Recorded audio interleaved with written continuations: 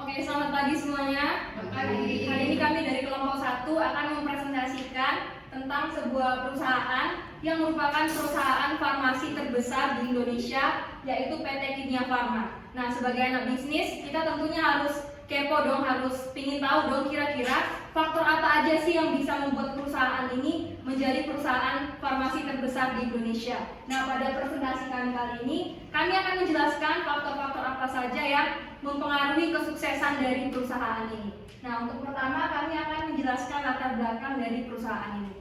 PT Kimia Farma adalah perusahaan farmasi terkemuka di Indonesia, terdiri pada tahun 1917. Kimia Farma merupakan perusahaan farmasi tertua di Indonesia dan salah satu yang terbesar di negara. Awalnya perusahaan ini didirikan sebagai apotek milik pemerintahan Hindia Belanda di Batavia, sekarang di Jakarta, untuk memenuhi kebutuhan obat-obatan bagi tentara kolonial Belanda dan masyarakat setempat. Seiring berjalannya waktu, Kimia Farma telah berkembang menjadi perusahaan farmasi yang menyediakan berbagai produk dan layanan kesehatan, termasuk obat-obatan dan juga suplemen, dan juga produk perawatan kesehatan, alat kesehatan, dan layanan kesehatan lainnya. Perusahaan ini memiliki jaringan distribusi yang luas di seluruh Indonesia dengan ratusan cabang apotek dan fasilitas kesehatan lainnya. Kimia Farma juga telah melakukan ekspansi ke berbagai bidang usaha terkait kesehatan, termasuk industri farmasi, distribusi obat-obatan, dan juga penelitian dan pengembangan, serta layanan kesehatan primer. Selain itu, perusahaan ini juga telah aktif dalam upaya pemberantasan penyakit menular seperti melalui program imunisasi dan distribusi obat-obatan esensial. Sebagai perusahaan farmasi yang berperan penting dalam industri kesehatan Indonesia, Kimia Farma memiliki komitmen untuk menyediakan produk dan layanan berkualitas tinggi guna untuk meningkatkan kesejahteraan dan kesehatan masyarakat. Dan juga selain itu, perusahaan ini juga terus berinovasi dan beradaptasi dengan perkembangan teknologi dan tuntutan pasar untuk tetap menjadi pemimpin dalam industri ini.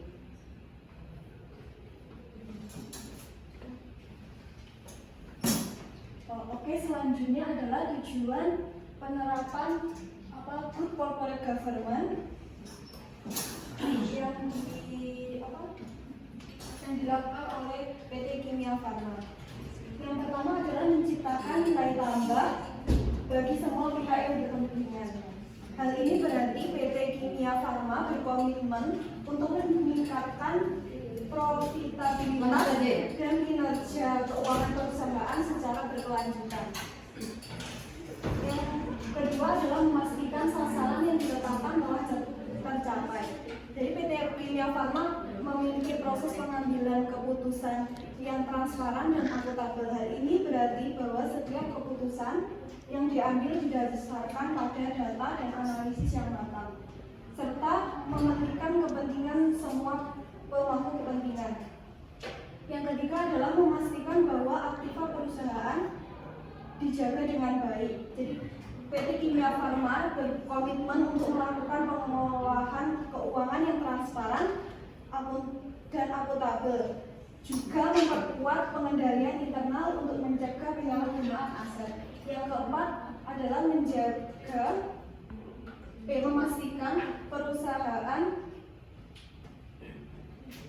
menjalankan praktik usaha yang bersifat transparan, yang sehat dan bersifat transparan. Jadi PT Kimia Farma berkomitmen untuk menyampaikan informasi keuangan dan non-keuangan secara berkala kepada stakeholder, juga melakukan komunikasi yang terbuka dan juga jujur.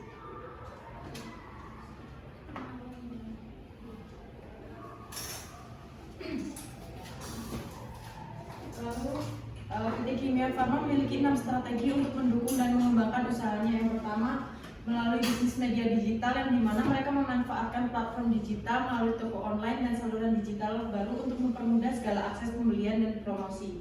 Lalu yang kedua, strategi kerjasama dengan berbagai perusahaan mitra bisnis yang saling menguntungkan untuk perkembangan perusahaan. Lalu yang ketiga, ada pengalaman operasi dan layanan yang sangat baik.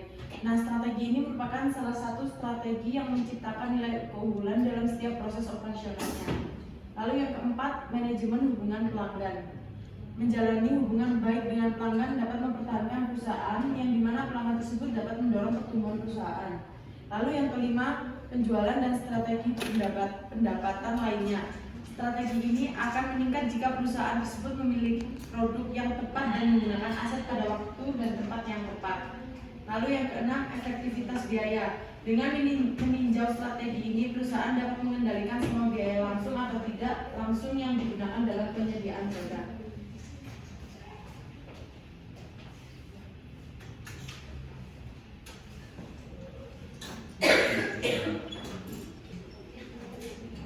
Kemudian yang keempat adalah strategi implementasi tata kelola.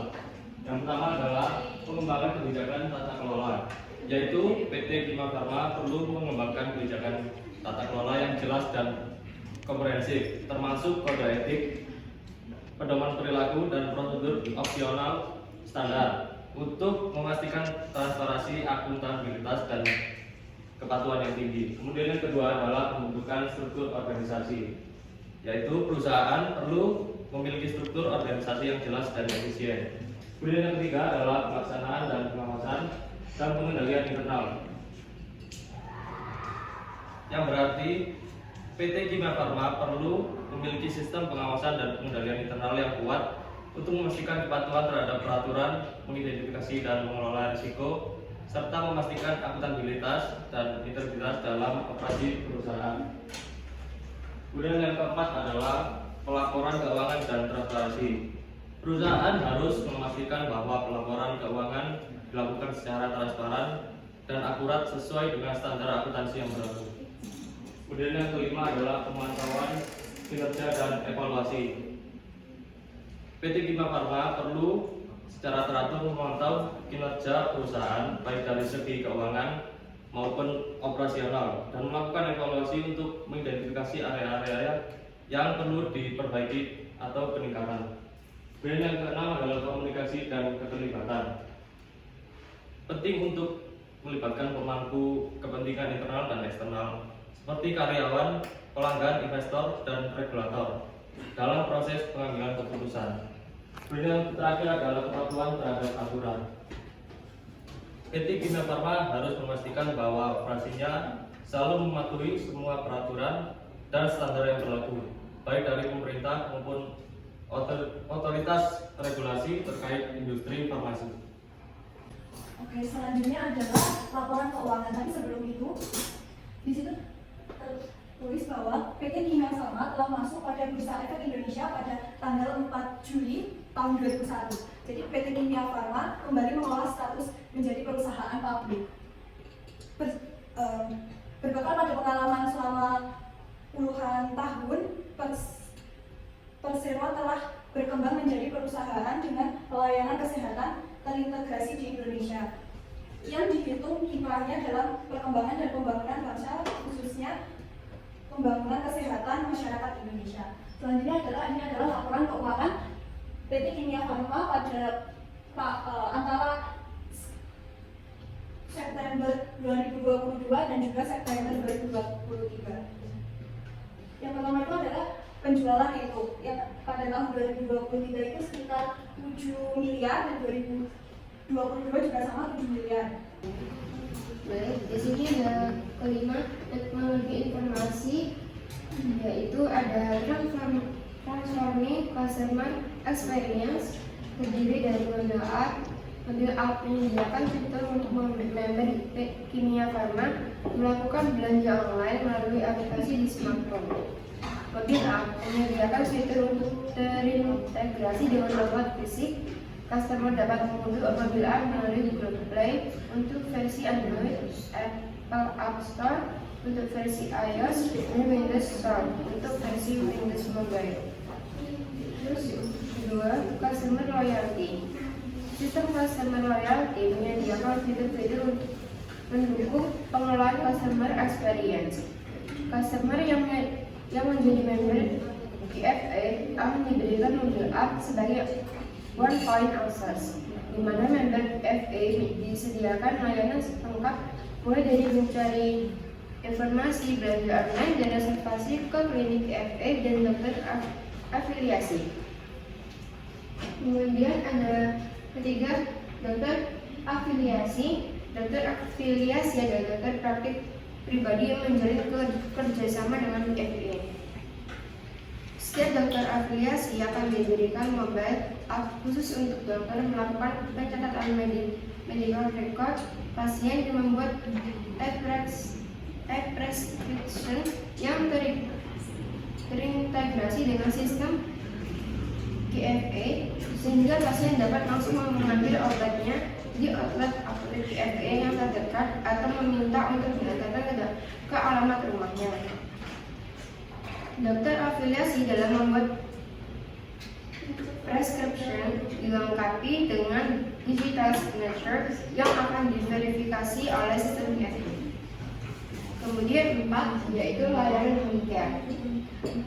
Sistem yang menyediakan fitur-fitur untuk menunjang pelaksanaan layanan home care KFA, yaitu satu jenis layanan yang disediakan oleh KFA untuk melakukan monitoring kondisi kesehatan customer dengan penyakit kronis baik secara kunjungan langsung maupun monitoring secara remote.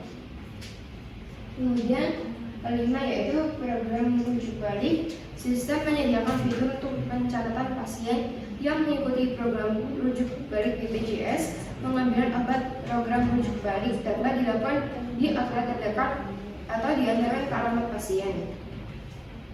Kemudian ada transforming operational process.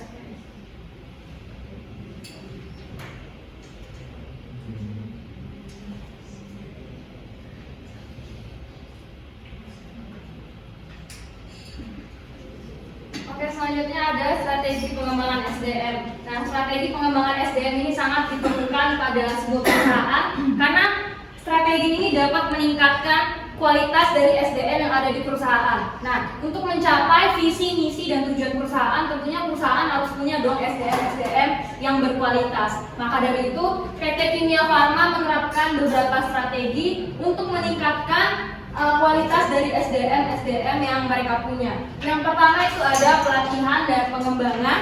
Tujuan dari strategi ini adalah untuk meningkatkan kemampuan teknis dan manajerial karyawan yang ada di perusahaan.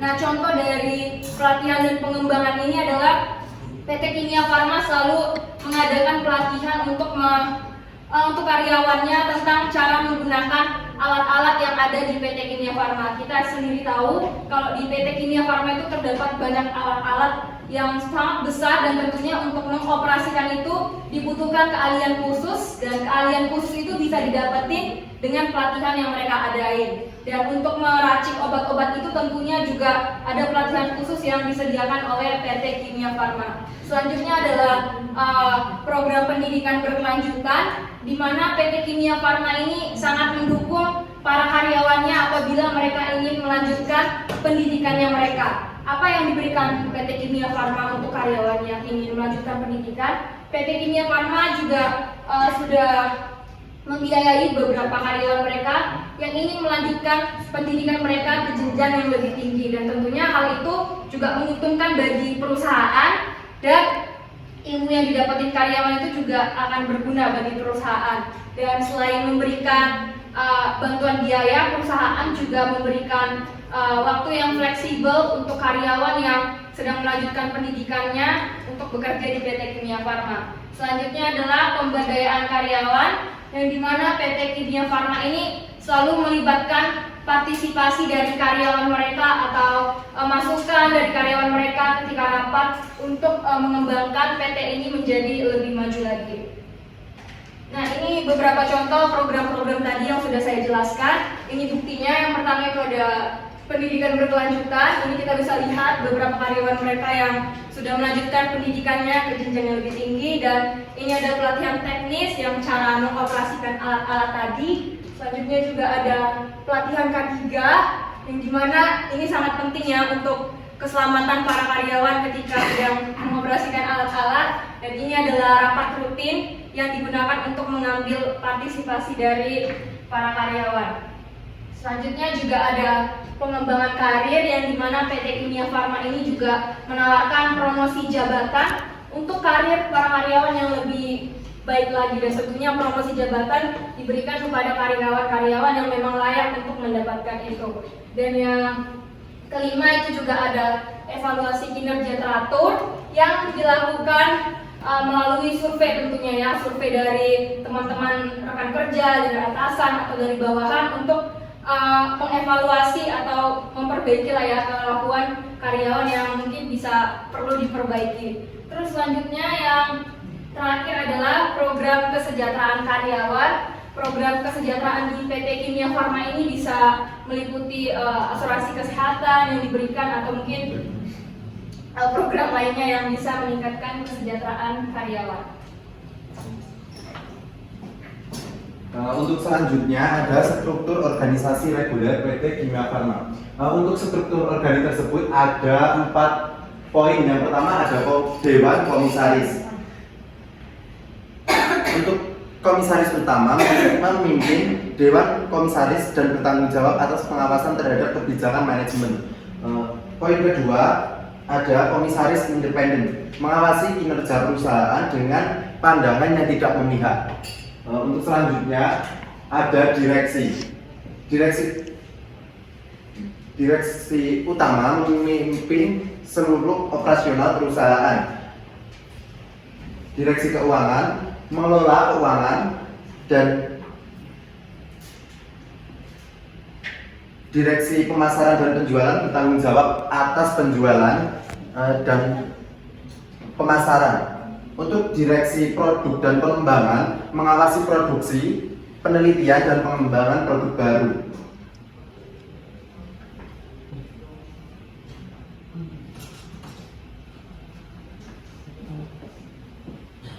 Kemudian yang ketiga adalah divisi dan departemen. Yang pertama adalah divisi keuangan, termasuk akuntansi, pembendaraan, dan pengendalian internal. Kemudian yang kedua adalah divisi pemasaran dan penjualan, yaitu menangani strategi pemasaran, penjualan, dan distribusi produk. Kemudian yang ketiga adalah distribusi produksi, yang bertanggung jawab atas proses produksi, kualitas produk, dan efisiensi operasional. Kemudian yang terakhir adalah divisi sumber daya manusia, meliputi pengembangan karir, pelatihan, kesejahteraan karyawan, dan hubungan industrial. Kemudian poin yang keempat adalah unit bisnis dan perusahaan. PT Kimia Farma memiliki beberapa unit bisnis dan anak perusahaan yang beroperasi di berbagai bidang seperti farmasi, alat kesehatan, dan pelayanan kesehatan. Masing-masing unit bisnis dan anak perusahaan memiliki manajemen sendiri yang bertanggung jawab kepada direksi PT Kimia Farma. Selanjutnya rencana ke depan. Untuk rencana ke depan ada 3 poin. Yang pertama ada jangka pendek, jangka menengah, dan jangka panjang. Untuk jangka pendek fokus pada peningkatan efisiensi operasional.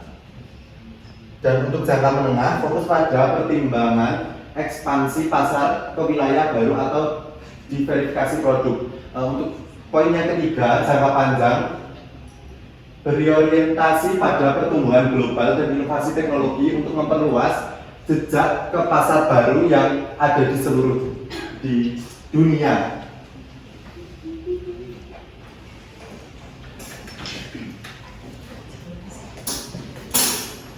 Lalu pada poin 9, PT Kimia Farma itu menerapkan 5 prinsip good manufacturing practice. Yang pertama yaitu transparansi atau keterbukaan. Perusahaan lebih terbuka dalam memilih suatu keputusan dan lebih mengungkapkan informasi material yang lebih relevan. Lalu yang kedua ada akuntabilitas, yang dimana prinsip ini terdapat rincian kewajiban dan pertanggungjawaban pada masing-masing instansi perusahaan yang dimana PT Kimia Farma selaras dengan visi, misi, dan tujuannya. Lalu yang ketiga ada responsibility, yang dimana prinsip ini lebih melandaskan pada mematuhi seluruh peraturan perundangan yang berlaku dan perusahaan harus memenuhi seluruh pertanggungjawaban sosial terhadap lingkungan sekitarnya. Lalu yang keempat, independensi atau kemandirian. Setiap organ perusahaan melaksanakan fungsi tugas dan tanggung jawab sesuai dengan anggaran dasar dan peraturan. Lalu yang kelima, ada fairness atau kesetaraan dan kewajaran, yang dimana memberikan perlakuan yang setara dan wajar kepada seluruh anggota yang berkontribusi dalam perusahaan tersebut.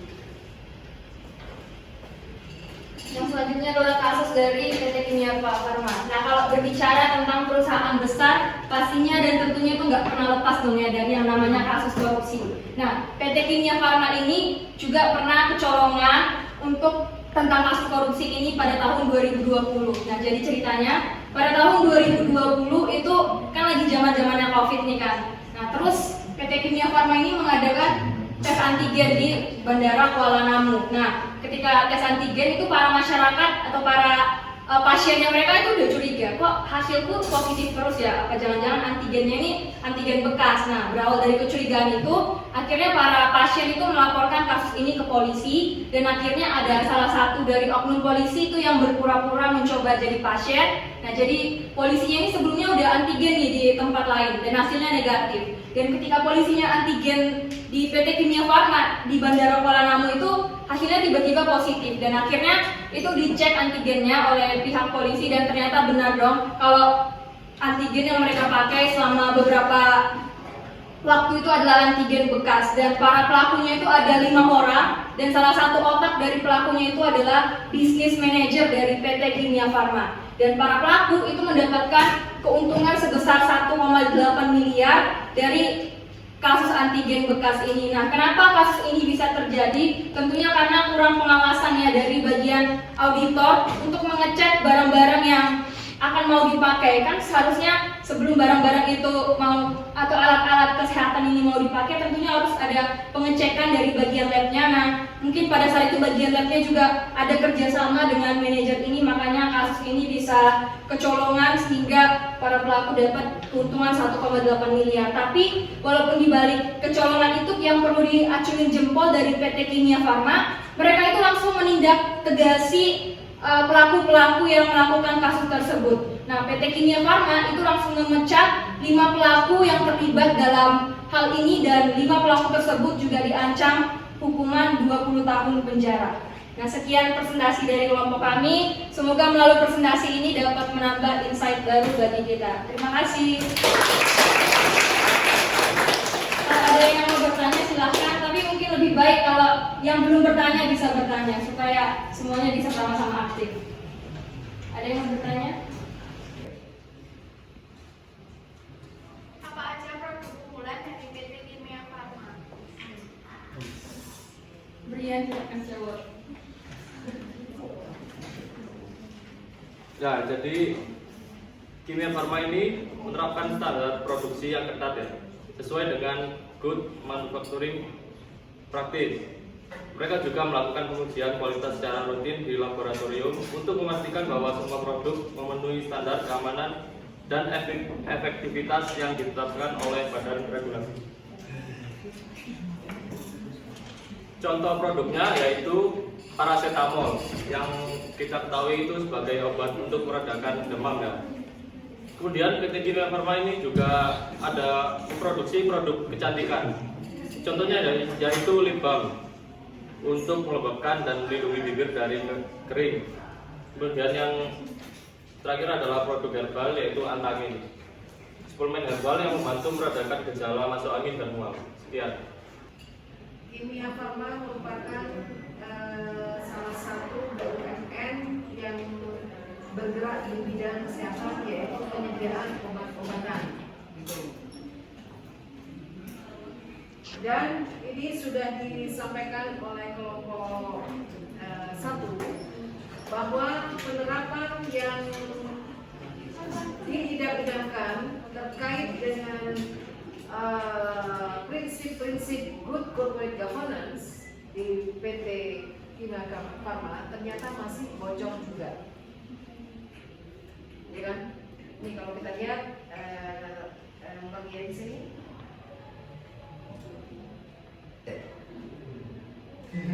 Cepat kenyang.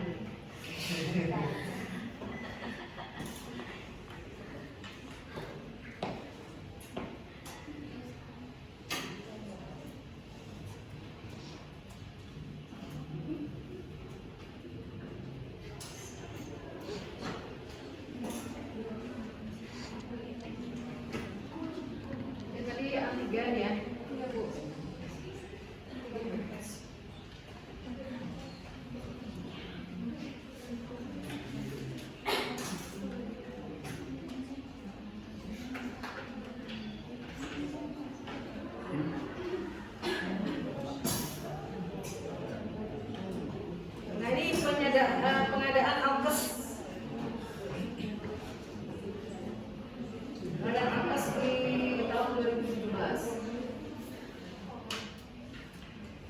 Ya, mengapa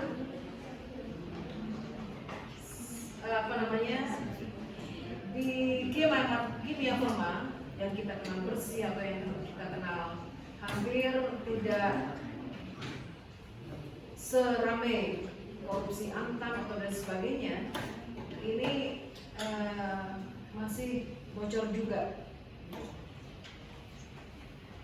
Apa yang perlu dibenahi di tubuh PT Kimia Farma ini? Ayo jawab. Oke. Terima kasih buat pertanyaannya, Bu. Kalau menurut kami yang perlu dibenahi dari PT Kimia Farma ini adalah ketika proses auditing, karena kecolongannya ketika saya baca itu di proses auditingnya itu. Jadi pengecekan lab, penanggung jawab lab itu tidak mengecek ulang alat-alat yang akan dipakai, sehingga hal itu bisa terjadi, kecolongan tersebut bisa terjadi. Kalau yang ini AUKES ini nomor 8, pengadaan AUKES tahun 2006 kurang besar.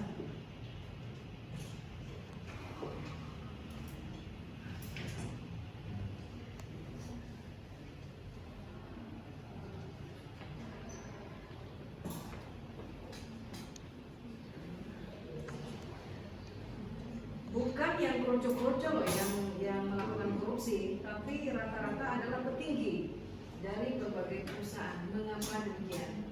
Apakah gajinya kurang?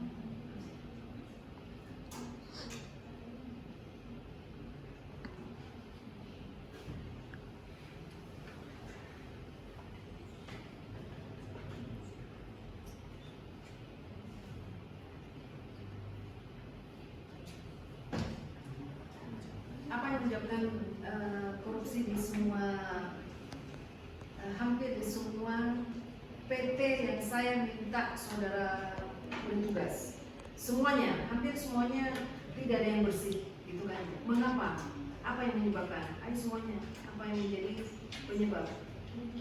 Atau sebelum menjawab pertanyaan saya, ada lagi terkait pertanyaan untuk kelompok 1 terkait dengan kimia farma. Ya. Ning 49. siapa? Dona. Ya. Ya, silakan dong. Bagaimana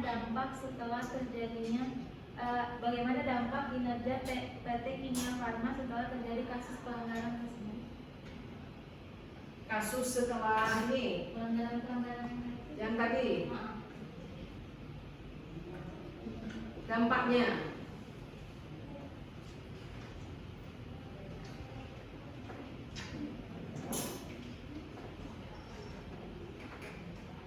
Ini dapat kami khususkan untuk satu kasus antigen atau yang mana? Antigen bisa, atau yang saya sebutkan tadi. Apa sih dampaknya?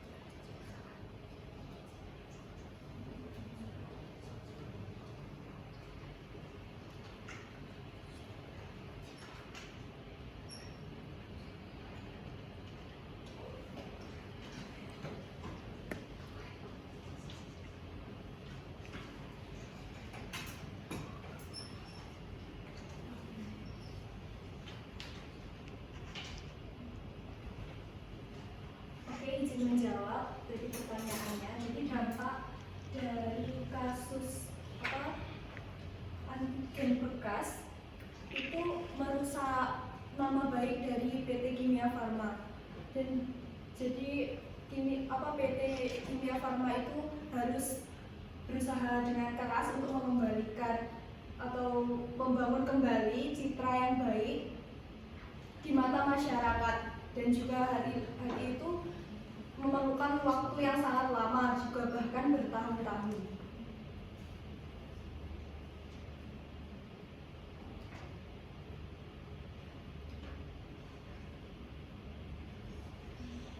Dampaknya apa sih terhadap Kimia Farma perusahaan?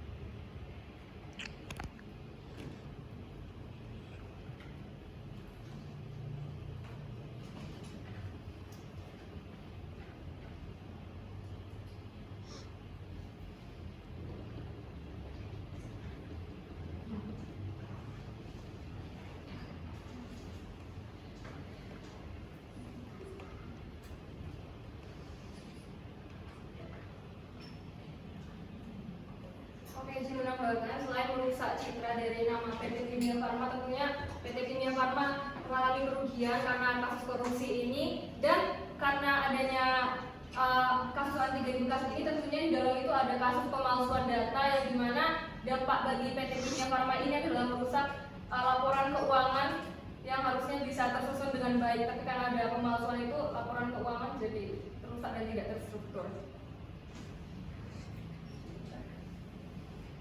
Ada lagi? Brian? Brian? Kalau menurut saya itu kepercayaan dari konsumen itu berkurang. Jadi penjualan dari produk-produk Kimia Farma itu menurun juga. Itu ada datanya nggak? Enggak ada.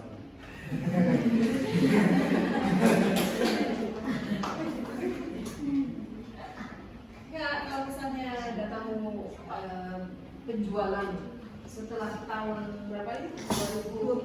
2020 berkurang setelah temuan itu berkurang. Berarti kan tingkat kepercayaan terhadap Kimia Farma juga berkurang. Ada datanya, ada apa namanya, flowchart atau ada apa sih, diagram, ada diagramnya.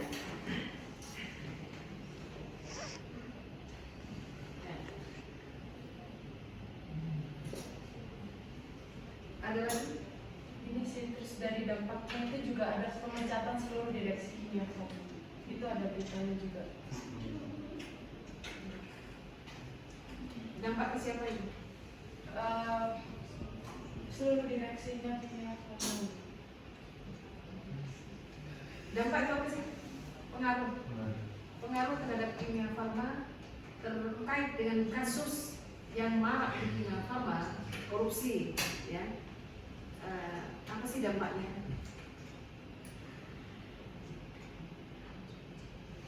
Ketika ibu saya dan bapak saya, ketika ibu saya meninggal, masih ada ibu saya, bapak saya meninggal, gitu ya. Ketika bapak saya, bagaimana dampaknya terhadap saya? Dampaknya saya semakin saya tidak semangat, tidak motivasi, karena biasanya anak perempuan itu dekat sama bapak, gitu kan ya.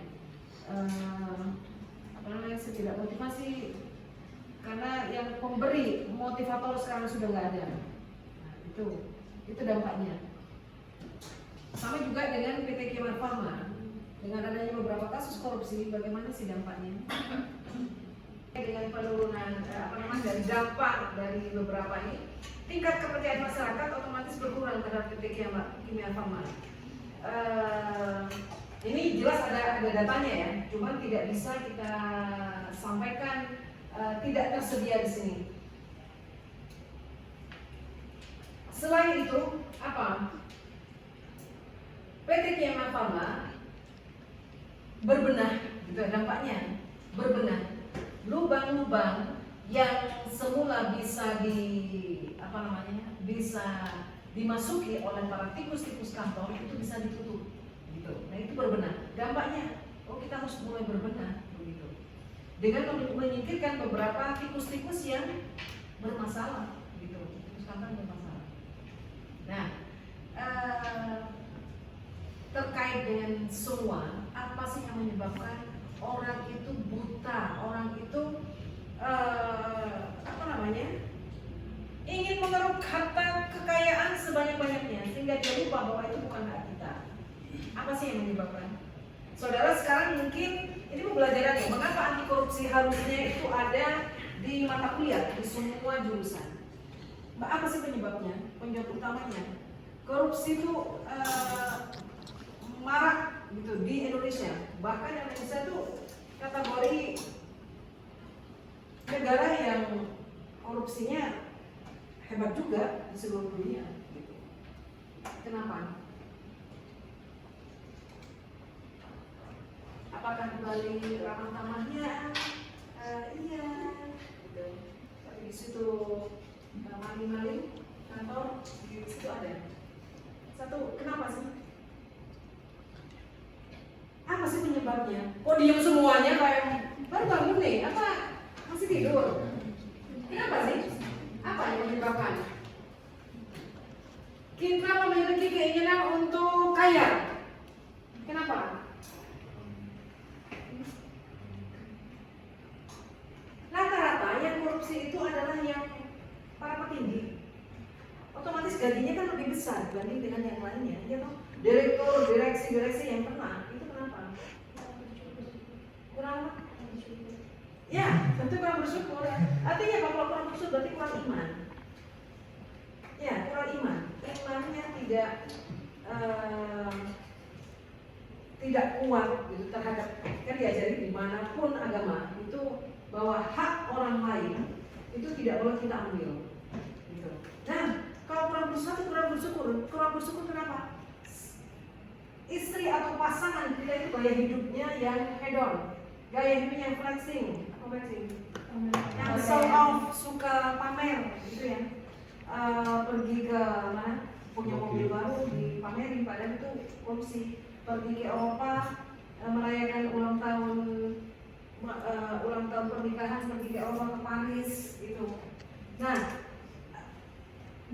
ada di media sosial, di show off, dia pamer, padahal orang itu hasil korupsi. Nah, suka pamer, suka ingin dipuji, itulah yang menyebabkan orang akan haus semuanya. Kalau orang itu dia akan mengambil seperti orang sakau. Saya sakit karena kau. Sakau, kan ya? Saya menderita karena kamu, gitu kan? Karena seperti narkoba, semakin kita dicepai, semakin ketergantungan, semakin kita mendorong uang, semakin tidak ketahuan, semakin kita akan haus harta itu. Gitu. Jadi gaya hidup. Jadi apa sih hidup mewah itu? Apa sih pamer-pamer? Untuk apa? Gitu ya. Kalau punya sendiri hasil sendiri tidak masalah, gitu kan? Ini kerja keras saya. Seperti saya lihat di mana? Sering kali di IG lewat gitu ya. Saya adalah anak dari pemulung, gitu kan. Bisa selalu juara satu dan bisa masuk perguruan tinggi. Saya selalu dibully karena ketidakmampuan orang tua saya secara ekonomi. Dia selalu, sehingga waktu SMA dia masuk favorit karena nilainya paling baik. Dari SD dia selalu juara satu, sampai perguruan tinggi dia masuk IPB ITB gitu ya, sehingga dia dapat beasiswa S1, S2, S3, dan sekarang dia bekerja di Amerika gitu kan ya. Dia bisa membangun rumah untuk orang tuanya di daerah Jawa Barat sana, dan bisa menghajikan, mengumrohkan orang tuanya, dan bisa mengangkat derajat orang tua, dan bisa menyekolahkan adik-adiknya. Nah, artinya bahwa di sini kekayaan harta, dia bukan flexing, berarti dia bukan flexing, dia mengajarkan bahwa harta bukan segala-galanya untuk mencapai tujuan. Dia tidak punya apa-apa, yang dia punya adalah otak, yang dia punya adalah tekad. Gitu. kalau orang berangkat dari bawah, ya, orang berangkat dari bawah, menata dari bawah, mengapa tidak menjadi sukses, dia akan tahu sakitnya ada di bawah itu tahu. Jadi mengambil hak orang itu dia tidak akan mau. Kecuali dia instan, karena sekarang instan kan, mau kaya mendadak, pengen hidup enak tapi tanpa bekerja, ya, mager. Nah, itulah yang menyebabkan di Indonesia itu korupsi semakin marak. Termasuk saudara korupsi kiriman orang tua, yang dari orang tua sudah habis, disuruh mahal harganya, padahal biasa aja ya, senyum itu pengalaman. Itu mengalami habis, ibu, bapak habis uangnya, 2 minggu sudah habis. Iya, banyak tugas yang butuh pengeluaran uang, padahal kan enggak. Padahal saudara main, guluyur. Nah ini salah satu budaya yang tercipta di masyarakat dan budaya yang ada di organisasi itu tercipta adanya korupsi. Bagaimana proses penilaian dan evaluasi terhadap kinerja karyawan PT Kimia Farma? Proses penilaiannya seperti apa? Kalau kita berbicara tentang good corporate governance, dari accountability, dari transparansinya seperti apa? Oke, izin menjawab. Tadi sebenarnya udah dijelasin untuk proses evaluasi sendiri itu ada orang yang khusus untuk mengawasi itu. Selain diawasi sama orang tersebut atau penanggung jawab tersebut, kinerja karyawan juga akan dilihat dimintai pendapat dari atasannya, dari bawahannya, dan dari rekan-rekan sekerjanya yang memang sudah setiap hari bersama dengan dia dan melihat kinerja temannya ini sendiri. Seperti itu. Oke, baik. Jadi ada tim auditor, ya, baik internal dan eksternal, ya, yang tidak bisa dibayar. Itu.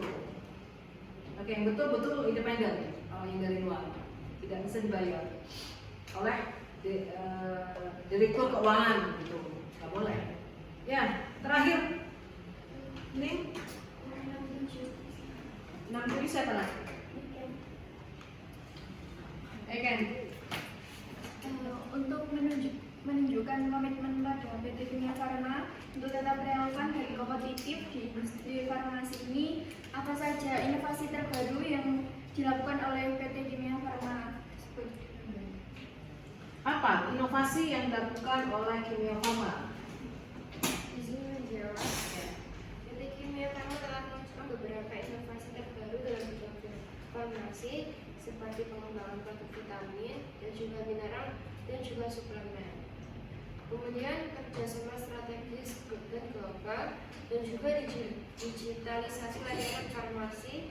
Kemudian ada juga ekspansi dan transformasi jaringan kita. Kemudian juga peluncuran klinik virtual seperti itu.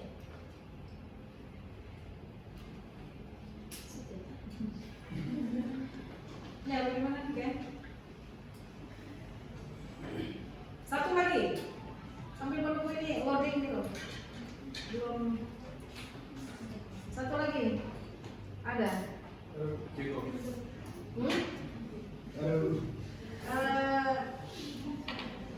Siapa? Jeko. Jeko. Ya. Jeko itu berapa bro?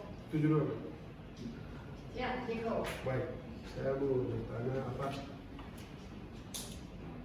Di setiap tahun kan terjadi korupsi di perusahaan tersebut. Oh, tidak setiap tahun. Ada jangka waktu. Agar bisa menjaga tidak terjadi korupsi itu tindakan apa yang akan dilakukan oleh perusahaan? Tadi sudah dijelasin, perusahaan memecat karyawan-karyawan yang melakukan tindak korupsi tersebut dan tentunya melaporkan ke pihak yang berwajib. Dan seperti yang sudah dibilang Bu Yunta tadi, tindak perusahaan yang selanjutnya adalah membenahi aturan-aturan mereka yang mungkin masih miss sehingga menyebabkan orang-orang yang korupsi itu bisa korupsi dan nggak korupsi lagi.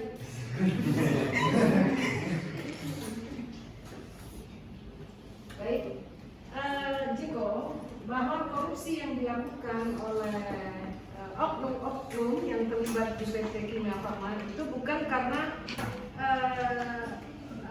ada jangka waktunya, enggak. Jadi tiba tahun 2017, tahun 2021 ketahuan melakukan pelanggaran tahun 2000, atau yang 2006 baru ketahuan 2017. Jadi bukan per periode, tapi itu berdasarkan kesempatan yang ada, yang kesempatan yang dimanfaatkan oleh para oknum. Katanya kalau kita nonton kriminal, apa? Ada kesempatan, ada kejahatan. Nah itu, waspadalah. Nah itu jangan sampai ya ada kesempatan saudara manfaatkan. Baik, terakhir kali kita kasih close untuk kelompok